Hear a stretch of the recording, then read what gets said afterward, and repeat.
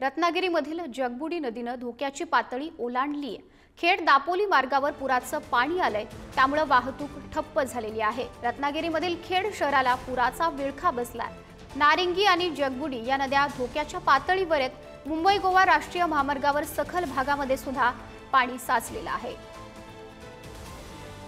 कोकणामध्ये गेल्या 24 तासांपासून मुसळधार पाऊस पडतोय।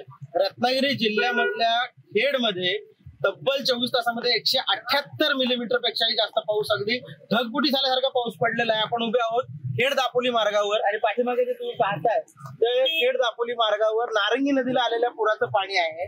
त्यामुळे पूर्णपणे वाहतूक ही या ठिकाणी ठप्प झालेली आहे। या ठिकाणी वाहनं थांबलेली आहेत।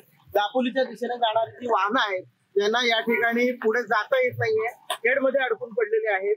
खेडच्या जगबुडी नदीच्या पाण्याला आलेला जो पूर आहे त्याचा फटका हा खेड शहराला बसलेला आहे।